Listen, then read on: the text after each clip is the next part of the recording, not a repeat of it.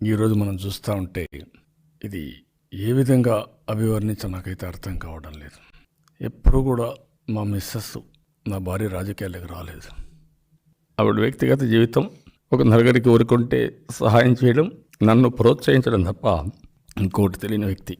అలాంటి వ్యక్తిని కూడా క్యారెక్టర్ అసాసినేషన్ చేసే పరిస్థితికి వచ్చారంటే ఇది భరించరాని విషయం. ఆవిడ చేసిన త్యాగం కానీ, నేను చేసిన పోరాటం కానీ ప్రజల కోసం చేశాం.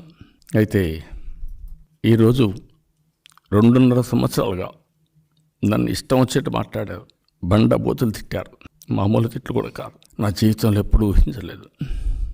ఒకసారి గతాన్ని తలుచుకున్నప్పుడు వాజ్పేయి గారు ప్రధానమంత్రిగా ఉంటే నేను ఆయన దగ్గరికి పోయినప్పుడు ఒక అర్ధగంట లేట్ అయినా వెయిట్ చేశారు. నేను ఒకటే చెప్పేవారు, ఏ రోజు కూడా ఆంధ్ర సీఎం వ్యక్తిగత ఫేవర్స్ అడగడు, ప్రజల కోసం ఆలోచిస్తాడు, అలాంటి వ్యక్తిని సపోర్ట్ చేయాలి అని గౌరవంగా చెప్పేవాడు. ఆ రోజు ఎంతోమంది ఎంపీలు ఉంటే 6.5 సంవత్సరాలు ప్రధానమంత్రి కంటిన్యూ అయ్యాడు. ఎన్నోసార్లు నన్ను అడిగాడు మంత్రి పదవిలో చేరమని. అవసరం లేదండి, మీరు మాకు పనులు చేయండి, రాష్ట్రానికి ఏదైనా మంచి పనులు చేయండి చాలని చెప్పేవాడిని.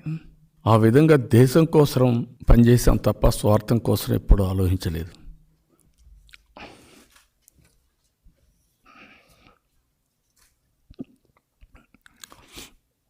అదే నా ఆవేదన.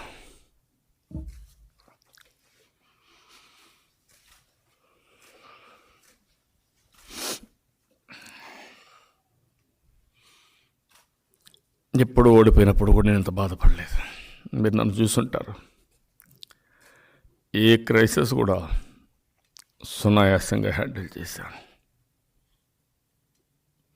Okay, thank you. పార్టీ పరంగా హ్యూమిలియేట్ చేశారు. మరి ఈరోజు అధ్యక్ష, ఈరోజు నా కుటుంబాన్ని ఏ పరువు కోసమైతే ఇన్ని సంవత్సరాలుగా నేను పనిచేశానో, ఇన్ని సంవత్సరాలుగా బతికామో చెప్పండి సార్. ప్రధాన అధ్యక్ష, నా కుటుంబం, నా భార్య విషయం కూడా ఈ అవసరం తీసుకొచ్చే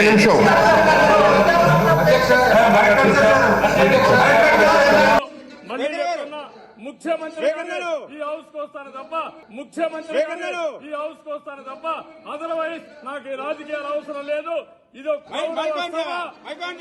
ఇది గౌరవ సభ కాదు. ఇలాంటి గౌరవ సభలో నేను ఉన్నానని మరొకసారి విజ్ఞప్తి చేస్తూ మీకు నమస్కారం.